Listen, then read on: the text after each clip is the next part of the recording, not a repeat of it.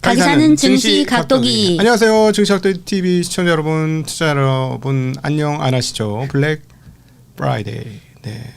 땡스 갓 이츠 프라이데이 아니고 블랙 프라이데이. 네. 블랙도 네. 연한 블랙이 아니라 아주 진한 블랙이 네. 나왔습니다. 네. 중국 마감으로 찾아뵙는 각도기 각산준입니다. 안녕하세요. 찐링입니다. 네. 저희가 이렇게까지 표현한 것은 한국만 뭐 떨어진 것도 아니고 중국만 떨어진 것도 아니고 아시아권 형이 완전히 다 네. 박살이 났습니다. 네. 네. 오늘 중국이 오랜만에 굉장히 큰 폭으로 떨어졌어요. 네, 어제는 중국 본토 증시는 1% 이내 하락했고 홍콩도 마찬가지로 1% 이내인데 오늘은 본토 증시 2~3%대 하락, 홍콩도 마찬가지로 한국 시간 오후 4시 기준 상해 종합 지수 2.45% 하락, 심천 성분 지수 3.41% 하락, 창업한 지수 4.02% 하락. 상해 과창 50 지수 3.19% 하락, 홍콩 항생 지수 2.24% 하락, 항생 테크 지수 3.1% 하락. 한국 시간 오후 4시 기준입니다. 예, 침천이 굉장히 많이 빠졌습니다. 3% 중반이면 거의 뭐 우리나라도 오늘 굉장히 급락인데 급락 또는 폭락이야. 네, 기술주가 상해랑 심천, 홍콩에 다 분산돼 있는데 굳이 따지자면 상해보다는 심천에 그렇지. 기술주, 테크주 그리고 밸류체인에 들어가는 공급망 관련주들이 더 많이 집중됐습니다. 그렇죠. 네, 어제는 아시아 증시는 상승했는데 어제는 중국, 홍콩만 소폭 하락했잖아요. 그렇죠. 근데 오늘은 아시다시피 전일 밤 미국 증시가 뭐 AI 거품론 재점화나 미 연준 기준금리 동결 전망 여러 가지 이런 복합적인 것 때문에 하락했는데 오늘 아시아 증시 하락과 중국과 홍콩 동반 하락했습니다. 하지만 상해랑 심천 그래서 상한폭이 10%잖아요. 그러면 네. 이런 상한폭이 그 폭을 생각하면 사실상 중국 본토 증시가 더 많이 그렇지. 하락했다고 느낄 수 있습니다. 뭐 이렇게 말도 안 되는 산술적 대입이긴 하지만 한국은 30% 빠졌으면 네. 30%에 10%에 3% 빠졌으면 30%에 10% 빠지거나 마찬가지니까 네, 네. 뭐 말도 안 되는 비교긴 하지만 네. 많이 빠졌다는 얘기죠. 충격이 그만큼 크다. 네. 그리고 오늘 장 초반에는 중국 증시 중 장 초반에 그나마 농림축산, 영화게임, 엔터, 백주, 음료 이런 종목이 소폭 강세를 보였는데 바로 아니나 다를까 하락 전환했고요. 네. 하지만 장 마감 기준으로 오늘 상승한 업종은 문화미디어 0.1% 상승. 네네. 그리고 낙폭이 상대적으로 좀 작은 업종은 음료, 백주, 농업, 가전 이 1% 이내 하락했고 은행과 통신이 1%대 하락습니다. 네. 오늘 낙폭이 큰 업종 위주로 정밀화학, 기초금속 6% 하락, 무역, 화학 원료, PC, 반도체, 전자부품, 통신, 장비 4% 하락, 네. 가스, 석유, 화학, 증권, 귀금속, 부동산, 제약, 바이오, 건설 3% 하락습니다. 근데 오늘 좀 세분화된 그 업종별로 낙폭이 가장 큰 거는 네. 리튬광. 그동안 좋았잖아. 네, 리튬 관련 업종이 오늘 9.7% 급락했고요. 많이 오른 게 또 많이 빠진 관련된 거네. 동 관련 업종이 5% 하락, ESS가 5% 하락. 그나마 요 세 개 업종이 그래도 좀 버텼잖아요. 근데 그치. 오늘 많이 하락했습니다. 그래서 오늘 리튬 광 관련 대표주들이 10% 하한가를 기록한 종목이 많았는데요. 어허. 이거를 보고 물론 하루 하한가로 아직 방향성 판단하기에는 좀 이르지만 지금부터 화면을 보면서 네. 오늘 요 리튬 광 관련주들이 하한가를 걸 보면서 제가 어떤 생각이 들었냐면 지금부터 좀 빠른 속도로 도기님의 협조가 필요합니다. 네. 지금부터 하나하나 보면서 모든 그래프가 다 올 연초부터 오늘 장 마감 전까지인데요. 종목별로 공통점도 있고 차이점도 있는데 공통점은 예를 들어서 9월 또는 10월 언제부터 꺾이기 시작했냐. 그 다른 점은 꺾이기 시작한 그 시점이 조금 다를 수 있습니다. 네. 네, 그래서 지금 화면에 보시는 게 캠브리컨인데요. 네. 캠브리컨 보시면 연초부터 그리고 8월 말까지 쭉 가다가 9월 초, 8월 말 9월 초부터 더 이상 상승세를 이어가지 못했습니다. 지금 넥라인 걸렸네요. 네. 그래서 지금부터 그래프를 보실 때 이 종목이 7, 8, 9월에 급등하고 나서 어느 시점부터 하락하기 시작했냐. 네, 캠블컨은 8월 말 9월 초부터 꺾이기 시작했습니다. 이어서 캠블컨이랑 비슷한 해광, 하이건인데요. 하이건을 보시면 대체로 이거는 9월 후반부터 네. 꺾기 시작했고요. 네네네. 이어서 네. 다음 종목은 SMIC 홍콩 종목인데 10월, 대체로 그것도 9월 말이네. 네, 9월 말 10월 국경절이니까 네네. 근데 홍콩 국경절 이틀밖에 안 쉬었습니다. 네. 한 SMIC 홍콩 종목 한 10월쯤부터 그리고 다음은 SMIC 상해 과창 종목인데요. 마찬가지로 한 10월쯤부터 그렇죠. 그리고 이어서 화홍 반도체 홍콩 종목을 보시면 이어서 화홍 반도체 홍콩 종목도 꺾이는 시점이 한 10월 국경절 그쯤. 바로 그쯤이네요. 그리고 이어서 들어갈 때. 화홍 반도체도 마찬가지로 상해 과창판에도 상장되는데 이 화면은 화홍 반도체 상해 과창판. 근데 요거는 아까 앞에 거랑 조금 다르게 뒤에 10월부터 살짝 꺾였다가 다시 10월 올랐죠. 말까지 살짝 반등했다가 10월 후반부터 꺾이기 시작했습니다. 네. 이어서 CATL이죠. CATL은 심천과 홍콩의 동시 상장. CATL 심천 종목입니다. 대체로 보면 한 9월 중후반까지 오르다가 9월 말 10월 초쯤에 살짝 하락했다가 조금 더 갔다가 한 지난주쯤부터 하락하기 시작했습니다. 네. 이어서 CATL 홍콩 종목을 보시면 조금 다르죠. 아까 앞에 거랑 완전히 다른데. 9월까지 급등했다가 9월 말 10월 초부터 하락하기 시작했습니다. 오늘 많이 빠졌네. 네. 이어서 배터리 종목 중에 CALB 아까 CATL이랑 조금 다르죠. 네, 한 10월 초반부터 하락하기 시작하고 살짝 반등했다가 또 11월부터 하락. 네, 이어서 이브 에너지 마찬가지로 배터리 이브 에너지도 한 10월 국경절 이후부터 그러니까 국경절 대부분 지금까지는 국경절 전까지가 좋았고 국경절부터 별로 안 좋네요. 네, 아까 그 캠블컨이 가장 먼저 꺾기 시작했어요. 그리고 휴머노이드 로봇 유비테크 홍콩 종목인데요. 유비테크가 한 10월 국경절 연후쯤부터 하락하기 시작했죠.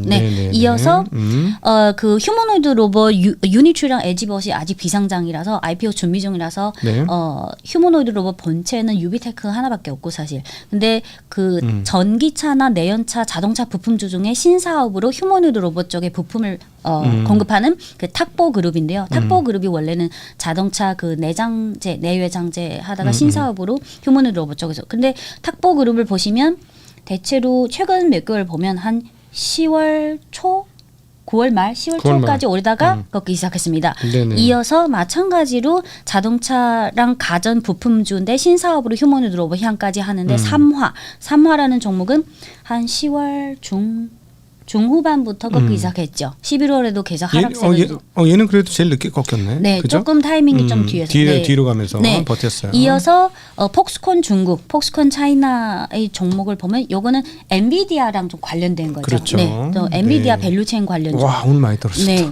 8.4. 와. 요 종목도 한 10월 후반까지 오르다가 10월 말 11월부터 확 그래도 다른 테크주보다는 좀 늦게 거의 엔비디아하고 거의 궤적이 비슷하다. 이렇게 그리고 이어서 마찬가지로 엔비디아의 그 광 모듈을 공급하는 중지 이너라이트. 요거는 또 아까 앞에 폭스콘 차이나랑 조금 다르죠. 조금 아직 횡보 중인 아직 느낌? 하나도 안 빠졌네. 네. 그리고 이어서 마찬가지로 엔비디아 밸류체인 종목 중에 그 PCB 인쇄회로 기판 승괭과기를 보시면 조금 이미 9월 중반부터 하락세. 그리고 이어서 몇 개 남았는데요. 이게 중요하다고 생각해요. 오늘 아까 제가 앞서 오늘 낙폭이 가장 큰 게 리튬 광 업종이 9%대 급락했다고 말씀드렸습니다. 요거는 리튬 1등주 강봉 리튬. 강봉 리튬은 오늘 하한가를 기록했습니다. 요 그래프가 오늘 장 마감 전까지인데 맨 오른쪽에 초록색 탁 떨어진 게 오늘입니다. 강봉 리튬 오늘 하한가. 그리고 이어서 강봉 리튬 홍콩 종목인데요. 홍콩은 상한포 제한이 없는데 아까 앞에 거는 하한가 10% 하한가고 홍콩은 오늘 12%대 하락했습니다. 이어서 강봉 리튬이랑 좀 유사한 종목 천재 리튬. 천재 리튬 심천 종목은 오늘 마찬가지로 10% 하락했고 이어서 천재 리튬 홍콩 종목은 오늘 11% 하락했습니다. 이어서 다음 그림 보시면 마찬가지로 요거에 리튬 광 관련 종목인데요. 성신 리튬 에너지 오늘 마찬가지로 10%대 하한가를 보였습니다. 이거 저 약간 잘렸나 보다. 오늘 오른쪽에가 안 보이네. 그죠? 아, 여기 좀 작게 나오네요. 잘 안 보이네요. 네. 그리고 이어서 이게 마지막. 그래서 아까 캠브리컨부터 오늘 하한가를 보인 리튬 광까지 대체로 느끼시겠지만 테크주들이 평균적으로 10월 초 국경절 그 이후부터 하락하기 시작했고 하지만 그중에 제일 빨리 하락하기 시작한 게 캠브리캄 그리고 좀 늦게 타이밍상 조금 뒤에서 하락하기 시작한 게 아까 CATL도 좀 있고 그리고 엔비디아 관련 밸류체인 관련도 네. 있고 그리고 오늘 하한가를 보인 리튬광 그래서 제 생각에는 9월 이후 또는 10월 이후부터 기술주 테크주 위주로 조정세가 나왔는데 지금 아직 조정세가 계속되고 있지만 계속해서 테크주도 분야별로 계속 돌아가면서 하락하다가 오늘 처음으로 리튬광 관련주가 하한 폭이 나왔습니다. 하한가. 그러면 당장은 아니지만 점점 연말까지 가면 돌아가면서 리튬광까지 조정세가 한동안 나오면 연말 연초까지 이게 어느 정도 마무리 아직은 마무리가 아니지만 진행 중인 진행 중이다. 더 떨어질 거다.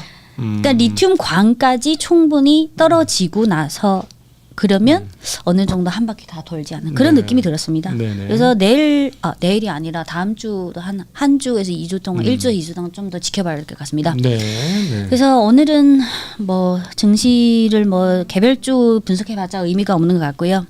이어서 힘이 없으세요. 그러니까 별로. 네. 이어서 차이나 휴머노이드 로봇 ETF 점검으로 가겠습니다. 네. 그 옛날에는 휴머노이드 로봇 ETF가 없었습니다 한국에. 하지만 올해 5월에 미래에셋 자산운용이랑 삼성 자산운용에서 각각 휴머노이드 로봇 ETF, 차이나 휴머노이드 ETF를 각각 하나씩 출시했습니다. 상장시켰습니다. 미래에셋은 5월 27일 제가 밑에 상장일을 적었습니다. 5월 27일 상장일인 거는 미래에셋이고 네. 5월 13일 상장인 거는 삼성 자산입니다. 근데 오늘 설명드릴 것은 미래에셋 요거 5월 27일에 상장한 겁니다. 네. 두 ETF는 개별 종목 겹치는 게 많지만 그 중에서 굳이 비교하자면 요 미래에셋 거는 상위 10종목 중에 비중이 제일 큰 게 아까 유비테크고요. 네. 유비테크가 한 11.5% 차지하고 삼성 자산 운용에서 출시한 그 코덱스 차이나 휴먼 로봇 ETF는 유비테크가 비중이 미래에셋보다 좀 적은 6.9%입니다. 그래서 좀 종목은 겹치는 거 많은데 종목의 비중이 좀 다를 뿐입니다. 네. 그래서 지금부터 말씀드리면 아까 앞 화면으로 돌아가셔서 미래에셋 요 차이나 휴머노이드 로봇 지금부터 점검 들어가겠습니다. 상장일이 5월 27일인데 이 그래프가 5월 27일부터 어제까지입니다. 11월 20일까지 보시면 상장일부터 상승한 게 아니라 상장일부터 한 7월까지는 계속 횡보였습니다. 밑에 파란색, 노란색. 네. 네. 그래서 한 7월 중순 이후 7월 중순부터 9월까지 한 2.5개월 동안 급등했습니다. 네. 그리고 10월 초 국경절 그쯤에 10월 초에 고점 찍고 하락세가 시작됐는데 요거는 11월 20일까지입니다. 근데 아마도 제 생각에는 한국인 개인 투자자분들이 이 ETF의 상장일이 5월 27일이지만 5월 27일에 매수하신 분들은 많지 않을 것 같아요. 그게 계속 한동안 상승하다가 그거를 듣고 그거를 알고 어느 정도 사고 싶은 마음이 생기면 아마 빠르더라도 8, 9월쯤에 매수하신 분들이 많지 않을까. 네. 그래서 지금 시점에서 아마 마이너스인 분이 많으실 거예요. 네. 그래서 지금부터 1번부터 10번까지 예전에 다른 ETF도 그렇고 명칭이랑 종목이랑 조금 괴리가 있는 ETF도 많았고 네. 그래서 지금부터 이 차이나 휴머노이드 로봇의 정체가 도대체 뭐냐 하나하나 말씀드리겠습니다. 네. 그리고 종목이 3개니까 한 종목당 2분만 하면 20분이라서 한 종목당 2분 내로 끊어주셔야 됩니다. 네, 네. 아니면 시간이 없어요. 네. 1번 유비테크 11.5%. 그리고 1번부터 10번까지 합계 비중이 한 74% 되고요. 네. 1번부터 6번까지 합치면 54% 됩니다. 그래서 뒤에 거는 좀 많이 패스할 거고 1번부터 5, 6번까지만 좀 자세히 말씀드릴게요. 네. 유비테크 제가 수익률을 연초 대비 수익률이랑 상장일인 5월 27일부터 어제까지 수익률 보면 좀 차이가 많이 난 게 좀 네. 눈에 띄시죠. 그래서 연초부터라면 더 좋겠지만 이게 상장일이 5월 27일이라서 그 전에 급등한 건 사실 아무 의미도 없죠. 그렇죠. 네. 그래서 유비테크 다음 그림을 보시면 유비테크의 주요 사업인데요. 사실 우리가 언론이나 그런 증권사 자료를 통해서 보는 거는 아마 이 화면 중에 밑에 거를 많이 보셨을 거예요. 좌측 하단에 뭐 네. 공장에서 전기차나 가전 공장에서 열심히 일하는 유비테크. 하지만 유비테크가 꽤 많이 한 거는 뭐 공장 쪽은 그렇지만 뭐 교육용, 양로원, 여러 가지 뭐 호텔이나 다양한 분야 유비테크. 유비테크가 단순히 공장에만 들어가는 거 아닙니다. 네. 아주. 그리고 다음 그림을 보시면 유비테크의 연초부터 11월 20일까지 오늘 장 마감 전까지인데요. 지금부터 모든 그래프는 연초 1월 2일부터 오늘 장 마감 전까지입니다. 네. 그러면 유비테크가 비중이 제일 크니까 유비테크의 주가 흐름에 따라서 ETF 수익률을 좌우한데요. 보시면 1월 중순부터 3월 초순까지는 반등했습니다. 요게 다른 그림은 다 연초부터인데 요 그림만 작년 말부터. 네, 작년 말부터 한 거는 작년 말에 급락했잖아요. 그거는 작년 12월 말에 상장한 거는 2023년 12월이니까 보호 예수 기간이 보통 12개월이잖아요. 그래서 1년 후인 2024년 12월 중하순에 그 보호 예수 해제 물량이 나와서 그래서 많이 빠졌고요. 그리고 원래는 유비테크가 옛날에 그 엔젤 투자자가 텐센트가 지분을 많이 갖고 네. 있었는데 11월 초에 텐센트가 이게 엔젤 투자하고 나서도 빠지는 타이밍이 있잖아요. 11월 초에 텐센트가 지분 축소를 해서 11월 중하순에 지분이 기존의 8.05%에서 2.08% 하락했습니다. 그래서 네. 작년 말 초에 좀 급락했고 그리고 올해 주가 흐름을 보면 1월 중순부터 3월 초순까지 반등했고 3월 중순부터 8월 중순까지 박스권 그리고 8월 하순부터 10월 초까지 급등하고 10월 초 국경절 그 직후부터 하락하기 시작했는데 네. 지금 유비테크가 뭐 장기적으로 뭐 중국이든 미국이든 휴머노드 로봇 사업을 적극적으로 하고 있잖아요. 근데 지금 전체적으로 기술주가 10월부터 꺾이기 시작한 그런 전체적인 증시 환경이 있고 또 하나는 유비테크가 중국에서 3대 휴머노드 로봇 업체 중 하나지만 지금은 올해는 소량 양산의 첫 해지만 아직 유비테크가 2012년 6월에 설립했는데 아직은 흑자 전환이 안 됐습니다. 네, 12년인데 지금 창업한지 네. 근데 13년 된 거죠. 네. 근데 중국 현지 컨센서스에 의하면 빨라도 2026년 또는 이후에야 흑자 전환이 가능하다. 그래서 그럴 것 같아요. 이런 휴머노이드 로봇 산업이 주가랑 뭐 상관없이 그냥 계속해서 연간 50% 이상의 성장률을 보면서 계속 성장하지만 문제는 주가 측면에서는 그래도 2012년에 창업했는데 지금 10년 넘었는데 아직 흑자 전환이 안 됐다. 네. 그리고 빠르면 2026년 또 느리면 그 후가 될 수 있는데 사실 흑자 전환이 확실히 그게 보여야지 주가에도 그렇죠. 모멘텀이 됩니다. 그렇죠. 그리고 참고로 아까 그 휴머노이드 로봇 종목은 아닌데 캠브리컨 있잖아요. 네. 그 AI 국산칩. 캠브리컨은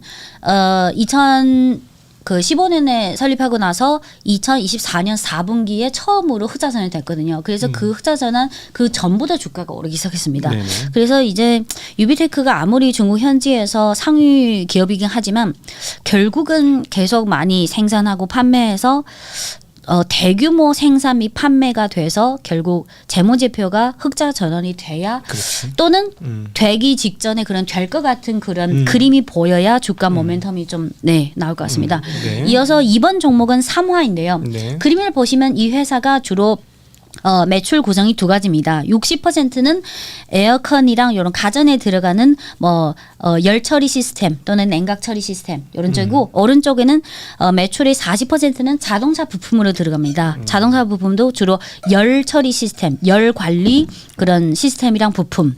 근데 대부분 가전이나 전기차 부품주가 그랬듯이 기존의 매출은 그렇고 최근 2, 3년 동안 신사업으로 휴머노드 로봇에 조금씩 들어가잖아요. 네. 근데 아직은 전기차나 가전 부품주 중에 휴머노드 로봇향 부품을 납품하는 기업 중에 아직은 제대로 실적 제일 많은 매출 비중도 사실 2%에 불과하고 그렇지. 아직은 1% 이내. 심지어 아직 재무제표 공시가 그 실적 나와도 거기에 0.00 그래서 아예 안 잡힙니다. 네네. 네. 그리고 요 삼화의 주가를 보면 요 한 8월부터 9월, 10월까지 한 3개월 정도 급등했잖아요. 네. 그동안 어떤 이슈가 있었냐면 10월 하순에 그 루머 반, 보도 반 이렇게 해서 테슬라가 요 삼화라는 종목이랑 얼마 금액의 휴머노드 로봇 그 부품 납품 주문을 체결했다. 근데 여기 10월 하순에 나온 건데 나중에 삼화 쪽에서 이거를 부인했습니다. 그래서 부인하고 나서 바로 골드만삭스에서 11월 2일에 보고서를 냈는데 삼화의 투자 의견을 기존의 매수에서 중립으로 하향 조정했습니다. 3화는 그래서 아직은 근데 또 한 가지는 옛날에 3화가 아니라 3화의 모그룹인 3화 그룹이 그 유니트리라는 로봇 기업이랑 네. 그러니까 전략적 협력 관계를 맺어서 그 3화 이 종목의 모그룹이 유니트리의 지분을 한 2% 정도. 그래서 길게 협력하면서 갈 기업이지만 그때 체결은 3년 동안의 전략 협력 협의. 근데 아직은 다른 부품주랑 공통점이 아직은 매출에서 차지하는 비중이 너무 작다. 네. 네. 그리고 이어서 3번 종목은 도봇인데요. 이어서 3번 종목은 도봇인데 도봇 딱 네. 이름만 들어도 뭔가 로봇이랑. 근데 도봇 요게 주요 사업이 물론 휴머노이드 로봇도 하지만 사실상 체화지능 로봇이 더 메인입니다. 네. 그래서 이 그림을 보면 주요 사업이 뭔지 대충 느낌이 오고요. 근데 다음 그림을 보시면 도봇 요 3번 도봇이라는 종목의 주가 흐름을 보면 완전 다른 회사하고는 완전히 거꾸로네요. 네, 요 그렇죠? 종목이 작년 12월 말에 상장했습니다. 그래서 그래프가 작년 12월부터고요. 근데 보면 상장 때부터 올해 한 3월까지 한 3개월 동안 급등했지만 하주기세로 올랐네. 네, 4월에 잠깐 뭐 머무르다가 5월부터 5, 6, 7, 8, 9, 10 거의 6개월 이상 하락세인데 주로 어떤 이슈가 있었냐면 네. 올해 7월과 11월에 유상증자 신조 발행을 했습니다. 하지만 상장하고 얼마 안 됐다고 유상증자를 또 발행했다고? 네, 상장일은 하자마자? 네, 2024년 12월 23일에 홍콩에 상장했고요. 네, 그리고 올해 7월과 11월에 각각 한 번씩 유상증자 신조 발행을 했습니다. 근데 그 당시 이 주가를 보면 7월에도 계속 하락했고 11월에도 하락했잖아요. 네. 신조 발행인데 그 발행가가 그 전일 마감가보다 좀 많이 낮았어요. 그래서 그때 매도세가 많이 나왔고 한국하고 비슷하네.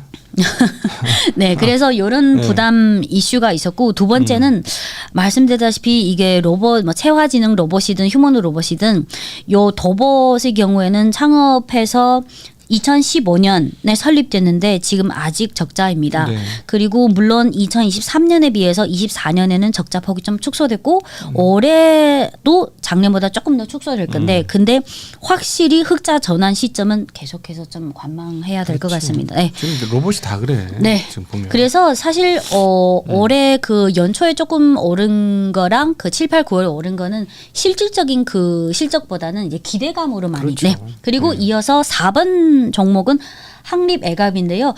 옛날 명칭은 항립유항입니다. 그 후에 항립애갑으로 바뀌었습니다. 이 종목은 그림을 보시면 대충 느낌이 오시겠지만 그 매출 구성이 유압 펌프 밸브, 뭐 유압 실린더, 건설 기계나 여러 가지 기계에 들어가는 이런 유압 실린더랑 유압 펌프 밸브인데요. 유압 실린더가 매출의 50.7% 차지하고 유압 펌프 밸브 38% 그리고 실린더 부품이 7.7%대. 그 응용 범위는 건설 기계, 뭐 농업 기계, 터널, 건설 장비, 크레인, 관공업 기계, 항구, 재련, 금속, 고무, 에너지, 수력 다양한 분야. 근데 이 종목의 주가도 뭐 다른 테크주랑 대충 비슷한데 네. 근데 이 항립애갑이라는 종목이 건설 쪽에 들어가는 유압 실린더 펌프 밸브를 주로 하지만 2021년 9월에 어떤 신사업으로 투자해가지고 고하중 유성 롤러 나사라는 것을 근데 그 당시는 정확히 휴머노드 로봇용이보다는 뭐 이 기업이 이쪽 부품을 많이 하니까 어떤 혁신적인 제품을 만들자. 그래서 2021년 9월에 고하중 유성 롤러 나사를 만드는데 이게 휴머노이드 로봇의 그 나사에 대한 정밀도 요구가 그 미크론 3에서 5 나와야 돼요. 네. 그러면 1미크론이 1m의 100만 분의 1이에요. 엄청. 예. 그래서 한 머리카락의 20분의 1 정도. 근데 이게 휴머노이드 로봇향 그 롤러 나사의 기술 표준인데 지금 2021년에 요 항립애갑이 만든 요 롤러 나사가 거기에는 안 미치지만 거기에 좀 근접한. 그래서 앞으로 이 롤러 나사를 다양한 그 휴머노드 로봇의 그 나사나 그런 전환성이나 움직임이 아주 유연하게 돼야 그 팔이나 다리가 더 자연스럽게 움직이잖아요. 완전 부속품이네. 네. 네. 그래서 이 회사가 만든 그 정밀도는 지금 5에서 10 미크론이고 휴머노드 로봇 쪽에서 그 기준 중에 제일 높은 게 3에서 5. 근데 뭐 그 모델에 따라 다르겠지만 이쪽이 앞으로. 근데 이게 나중에 휴머노id 로봇 쪽에 납품해도 사실 매출 구성에는 반영되기까지는 최소 2, 3년은 걸릴 겁니다. 물량이죠. 이거 뭐 나사 팔아가지고 뭐 결국은 물량입니다. 나사 몇 개나 근데 한다고. 지금은 소량에서 중대량으로 이제 과도하는 초기입니다. 네. 그리고 이어서 5, 6, 7, 8번 종목은 자세히 말씀드리지 않고요. 5번이 과거명은 신비정보, 지금은 신비라고 해도 되고요. 과대 신비. 또는 영문명은 iFlyTech인데 이게 그 AI 관련 음성 또는 화상 또는 교육 관련. 근데 이 그림을 보시면 위에 주로 이 기존 주요 사업이 AI 관련 뭐 교육에 들어가는 화상이나 음성 이런 쪽에는 이 기업이 1등이에요. 근데 밑에 약간 로봇이랑 좀 닮은 게 있잖아요. 이게 신사업으로 들어간 건데 밑에 있는 오른쪽에는 이 회사도 휴머노id 로봇 만드는데 유니츄이나 유비테크처럼 그런 인간에 가까운 그게 아니라 뭐 호텔이나 어디 그냥 교육용 뭐 전시장이나 조금 이렇게 심플한 로봇 위주로. 그리고 좌측에 그 API라고 있잖아요. 네네. 한자가 성화 빅모델 API. 요거는 이 iFlyTech가 휴머노id 로봇 사업을 좀 다각화하고 있는데 첫 번째는 아까 그 그림에 나오는 좀 심플한 휴머노id 로봇 이런 것도 만들고 두 번째는 요 좌측 하단에 그 성화 빅모델 API라고 써 있는 거는 로봇의 그 뇌가 중요하잖아요. 이 빅모델을 통해서 그런 심플한 로봇의 여러 가지 감지 능력이라든지 뇌라든지 이런 그런 소프트웨어로 들어가는 거. 그리고 이 회사가 또 화웨이랑 협력해서 그 비성 1호라는 플랫폼을 만드는데 이 플랫폼은 그 휴머노id 로봇 뇌의 어떤 기반이 되고 좀 컨트롤하는 그런 능력을 향상시키는. 그래서 근데 이것도 마찬가지로 iFlyTech의 매출 구성이 아직 기존 그 AI 음성이나 교육용 이런 화상. 근데 이 회사가 그 휴머노id 로봇 사업이랑 무관하게 올해 1분기, 2분기, 3분기 매출액, 지배수 순이익 성장성을 보면 안정적으로 가는 게 아니라 좀 너무 좀 기복이 심해요. 그래서 휴머노id 로봇 향 사업을 제외하면 사실 요 종목은 올해 들어서 좀 실적 안정성이 좀 안 좋다 이런 게 있고요. 네. 6번 종목은 옴니비전인데요. 지금은 옴니비전인데 과거에 그 웨어 반도체입니다. 사명이. 근데 옴니비전은 요 그림을 보시면 매출 구성이 스마트폰과 자동차에 들어가는 이미지 센서 위주로 합니다. CMOS 이미지 센서가 매출의 75%를 차지합니다. 근데 마찬가지로 신사업으로 공통점이죠. 휴머노id로. 근데 실적 성장성을 보면 1분기랑 2분기, 3분기가 매출이 전년동 대비 다 14%에서 16% 안정적으로 늘었고 네. 순이익은 1분기는 55% 증가, 2분기는 43% 증가, 근데 3분기에는 17%로 떨어졌습니다. 근데 마찬가지로 다 공통점이죠. 회사는 다르지만 휴머노id 로봇 향 그게 아주 비중이 아주 적다. 그리고 7번 종목을 보시면 네. 회천 기술인데요. 회천 기술 그림이 많은데 이 회천 기술은 주로 자동차나 공업 그 기계에 들어가는 주파수 변환기라든지 뭐 전동 구동, 전원 시스템, 견인 시스템 이런 쪽이 매출이 45%를 차지하고 일반적인 자동화 부품이나 이런 쪽이 41% 그리고 엘리베이터 전기 시스템이 13% 그리고 밑에 제가 맨 밑에 우측 하단에 약간 로봇 팔처럼 생긴 게 있잖아요. 이게 신사업으로 들어간 건데 지금 회천 기술이 전체 매출에서 그나마 산업용 로봇 비중이 2.75%에 달했습니다. 다른 부품사보다는 좀 재무제표 이미 나왔지만 그래도 아직은 2.75%는 너무 작죠. 올해는 좀 더 늘 것 같아요. 그리고 회천 기술의 종목 주가 흐름을 봐도 대체로 테크주 비슷해요. 2월에 좀 1, 2, 3월에 급등했다가 몇 개월 동안 쉬다가 그리고 7월 이후 또는 8월 이후부터 급등했다가 국경제 이후에 하락. 그리고 다음 그림은 8번 종목. 8번 종목 한자로는 순우광학테크 또는 순우광학과기. 영문명은 아주 잘 아실 거예요. 써니 옵티컬. 이 회사 때문에 우리나라 렌즈 회사 다 망했어. 네, 알고 있습니다. 그 스마트폰에 들어가는 광학 이런 부품은 이 회사가 1등이죠. 그래서 매출 구성이 광학 제품이 68% 그리고 광학 제품에 들어가는 부품이 30%. 근데 요거 세 줄이 있잖아요. 첫 줄은 스마트폰에 들어가는 광학 부품이고 두 번째 줄은 자동차에 들어가는 광학 부품이고 세 번째 줄은 이번에 신사업으로 휴머노id 로봇 눈이나 그런 광학 부품이 필요하잖아요. 세 번째 줄은 휴머노이드 로봇에 들어간 겁니다. 하지만 아직도 지금부터 시작이죠. 아직은. 네. 그리고 드디어 9번 종목으로 왔는데요. 9번 종목을 보시면 장령 정밀. 네. 장령 정밀은 아주 다양하게 좀 풍부한 부품을 하고 있는데 가전이나 휴대폰이나 들어가는 일반적인 그 정밀 부품 또는 모듈 이렇게 다양하게 들어가고 그리고 요 매출 구성 중에 소비전자 관련 정밀 부품이 43%를 차지하고요. 전기차에 들어가는 부품이 또는 모듈이 30%를 차지하고 그 외에 정밀 연결이라든지 전자 관련 모듈 이게 20% 그리고 나머지 로봇향이 0.17%입니다. 네, 장령 정밀 주가 흐름을 보면 대체로 또 1월, 2월, 3월까지 급등하고 또 몇 개월 동안 쉬다가 그래도 얘는 마찬가지로 뭐 좋은 편이네, 딴 거보다. 네, 그거보단 그래도 우상향 네. 다른 거는 거의 네. 그래서 한 10월 국경제 이후부터 좀 조정세가 나오기 시작했습니다. 네. 장령 정밀은 마찬가지로 휴머노 로봇향을 본격적으로 지금은 0.17%입니다. 이제부터 장기 신사업으로 키우겠다. 그리고 이 회사가 그 휴머노드 로봇 중에 피규어 있잖아요. 피규어 AI 그 미국.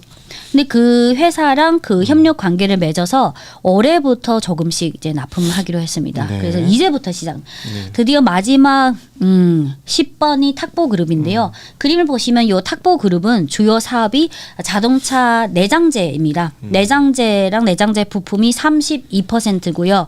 그리고 단조 알루미늄 컨트롤 암 이런 쪽이 30% 그리고 자동차 안에 충격 흡수 장치 요게 한 17% 그리고 자동차 안에 들어간 열 관리 시스템 8% 그리고 자동차 뭐 전자 관련 부품 6.8% 그래서 전체적으로 자동차 안에 들어가는 다양한 걸 만들고요.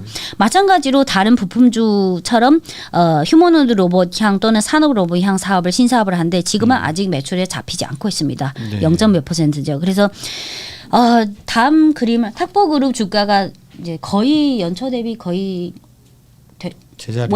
원래 자리로 돌아오는 네. 네. 그래서 이어서 다음 화면을 보시면 네, 다시 요 차이나 휴머노드 로봇 상위 10종목으로 오면 대체로 비중이나 수익률을 보면 상장일인 5월 27일부터 이 종목의 향방을 결정하는 게 사실 유비테크 로보틱스 그리고 삼화, 도봇 한 1번부터 한 6번 정도까지만 보시면 이 ETF의 54%니까 근데 밑에 5번, 6번, 7번, 8번을 보시면 지금 상장일인 5월 27일부터 지금 어제 11월 20일까지 거의 수익률이 0에 가깝죠. 사실 이 ETF가 5월 27일부터 어제까지 수익률이 한 20% 나왔거든요. 그러면 20%보다 낮은 거는 사실 이 ETF 아무 도움 안 됩니다. 하지만 여러분들이 알고 계셔야 하는 게 이 ETF의 특성상 물론 액티브형도 있고 뭐 다른 형도 있지만 기본적으로 그 ETF 규약에 따라서 이 종목이 계속 상승한다고 해서 이 종목을 뭐 네. 11%에서 90%까지 늘릴 일은 없고요. 어떤 종목이 계속 수익률이 오히려 마이너스 기여도이더라도 이거를 막 뺄 수는 없습니다. 이거는 네네. ETF 특성상 그렇고요. 그리고 지금 유비테크는 이미 들어있지만 지금 IPO 절차를 밟고 있는 게 그 유니추이가 있고 나중에 에지봇도 들어갈 건데 빠르면 연말 근데 아마 내년 초가 될 것 같아요. 근데 네. 그게 주요 기업인 중국의 휴머노이드 로봇 업체가 새로 IPO 된다면 그 종목이 여기 ETF에 당연히 들어갈 걸 생각을 하지 마시고요. 그 유니추이나 에지봇이 나중에 상장되면 아마도 이 ETF를 가지신 분들은 이 자산운용사 고객센터 전화해서 그 새로 상장하는 넣어달라? ETF 또는 이 ETF 어떻게 뭐 변화가 있을 거냐 아니면 그게 신규 상장돼도 이거는 계속 갈 거냐 그거는 이거 운영자가 정하는 거라서 제가 뭐 어떻게 판단은 그렇고요. 그래서 ETF 특성상 규약에 따라서 간다. 네. 보니까는 이제 휴머노이드 로봇의 비중이 크네요. 뭐 유니테크도 그렇고 이런 업체들은 약간 그 휴머노이드를 좀 만들려고는 하는데 문제는 그쪽은 이익은 하나도 안 나는 거고. 네. 그래서 그다음에 이익이 나는 회사들은 자동차 관련 부품 만드는 회사가 로봇 부품을 만들고 대체적으로 그런 네. 추세입니다. 그래서 11월 20일 어제까지 수익률 기준으로 정리해드렸고 오늘 현재 시점에서는 지금 저는 연말 연초까지 이 ETF의 조정세는 좀 더 계속될 것 같아요. 왜냐하면 네. 첫 번째는 10월 이후부터 중국 기술주 위주로 계속 조정세가 진행되고 있고 아직은 완전히 끝난 게 아니다. 네. 전체적인 증시 환경.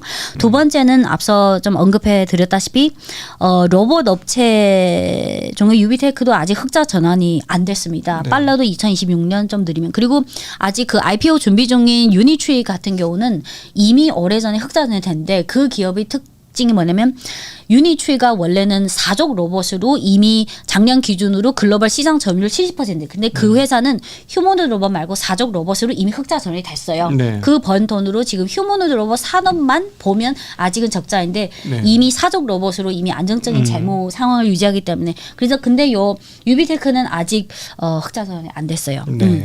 그래서 두 번째는 로봇 업체 실적이 흑자 전환이 좀 확실시되는 그 시점까지 아직 시간이 많이 걸린다. 그리고 세 번째는 앞서 뭐 각 그 가전이나 전자제품이나 자동차에 들어가는 부품주들이 많잖아요.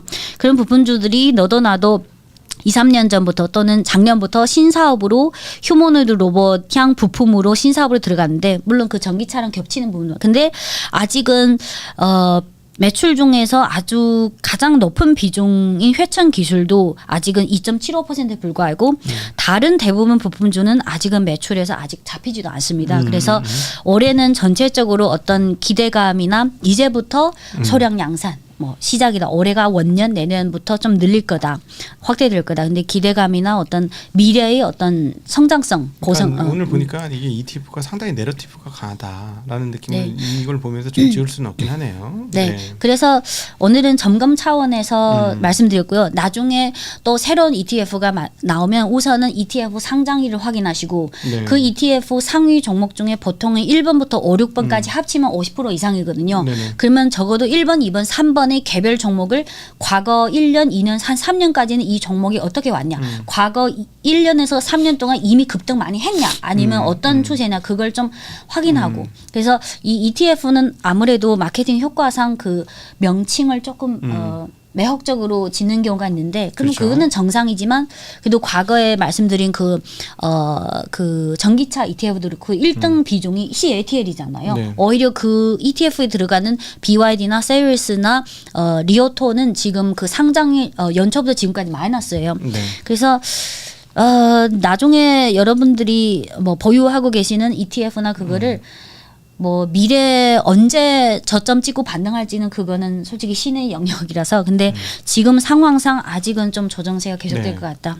그래서 여러분들께서 좀 본인이 보유하고 계시는 종목이나 ETF가 좀 불안하다. 네. 그래서 제가 뭐 반등을 뭐 점 찍을 수 없지만 그래도 여러분들보다는 조금 더 이 ETF의 정체성이 도대체 뭐냐 좀 점검해 드릴 수는 있을 것 같아요. 아, 네. 네네. 아유, 오늘 뭐 좋은 뉴스를 많이 말씀 못 드려서 안타깝고, 그러나 뭐 돌고 도는 거니까, 네. 그리고 좀 많이 파죽지세로 많이 다 올라왔으니까 좀 쉬는 것 같습니다. 차트 많이 봤는데 10월달에 고점을 해서 지금 숨고르기를 하는 네. 중국 주식의 흐름들도 확인할 수 있었습니다. 오늘 리튬 광산 관련주가 오늘 처음으로 하한가를 찍고 다음 주부터 리튬주가 어떻게 가는지 좀 제가 좀 더 계속 보겠습니다. 네네. 네. 오늘도 함께 해주셔서 진심으로 감사하고 저희도 이거 4천 미만일 때 하고 4천 어제 올라서 끝날라고 오늘 안 하려고 그랬는데 또 떨어져서 오늘 광고를 하게 됐습니다. 아 그래요? 4천이 깨졌기 때문에. 네. 자, 여러분 시장은 좀 빠졌지만 그래도 행복한 주말 보내시고요. 뭐 굳이 여기에 다 목숨 걸고 그러지 말고 좀 편한 마음으로 지냈으면 좋겠다 하는 생각 가져봅니다. 오늘도 수고하셨습니다. 행복한 주말 되십시오. 안녕.